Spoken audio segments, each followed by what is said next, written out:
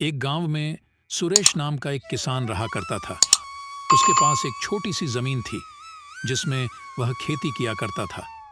उसके पास जो कुछ भी था वह उससे संतुष्ट था। सुरेश के परिवार में उसकी 2 बच्चे और गाय थे। अरे वान, आज खाना की नहीं या मुझे भूखा ही खेतों पर जाना होगा। बस बन गया है खाना, मैं अभी बांध देती हूँ। ठीक है, जब तक तुम खाना बांधो तब तक मैं गौशाला से बैल को ले आता हूं। अरे भाग्यवान, जल्दी करो, मुझे खेतों पर भी जाना है। देर हो रही है, सूरज सर पर निकल चुका है।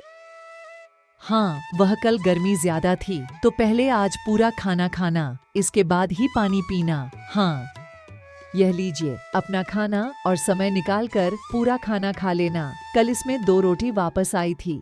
हाँ, वह कल गर्मी ज्यादा थी ना, तो इसलिए 2 गिलास भरकर पानी पी लिया था तो उसी से पेट भर गया था, इसलिए कुछ रोटी बच गई थी। फिर सुरेश अपने गाय को लेकर अपने खेतों के लिए निकल गया। खेतों पर पहुंचकर सुरेश ने काम शुरू कर दिया। कुछ ही देर में गाय चलते चलते थक कर जमीन पर बैठ गया। क्या हुआ तुम्हें?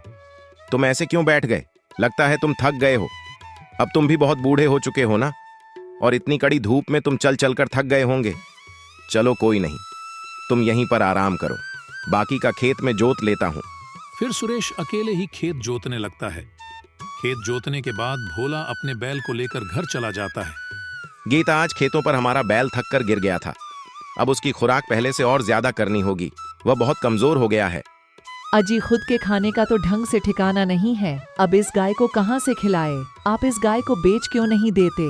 वैसे भी अब यह बूढ़ा हो गया है, यह अब हमारे किस काम का नहीं।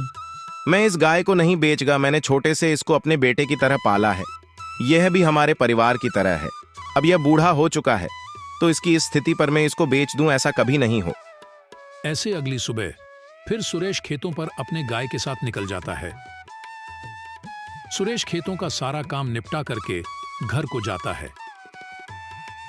इसी गांव में एक अंकित नाम का आदमी रहता था जो अपने खेतों की जुताई गांव के गरीब किसानों से करवाता था। उसके पास बहुत सारे खेत थे। हाल ही में उसने गांव से थोड़े से दूर एक खेत खरीदा था जिसकी उसे जुताई करवानी थी।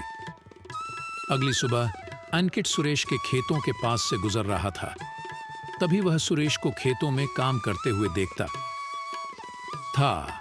है मोटी, बस थोड़े दिनों की और मेहनत है। एक बार हमारे खेत की जुताई हो जाए फिर तुझे बस आराम ही आराम करना है। बस थोड़ा सा और मेरा साथ दे दे। अंकित ने सोचा, अरे ये सुरेश तो बहुत मेहनती किसान है, मुझे अपने गांव से थोड़ा सा दूर वाले खेत की जुताई का काम इसे ही दे देना चाहिए।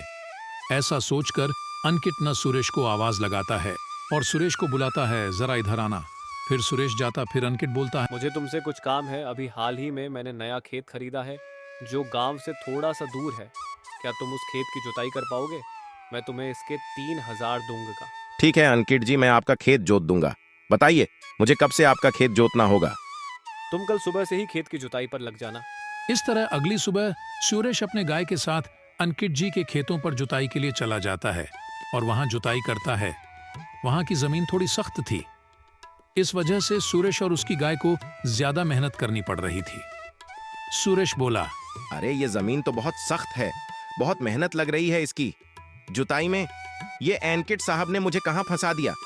मोटी, तू भी सोचता होगा ना कि ये सुरेश कितना चालाक है। सारे दिन मुझसे काम करवाता रहता है, पर क्या करूं, इस पापी पेट के लिए ये सब करना पड़ता है।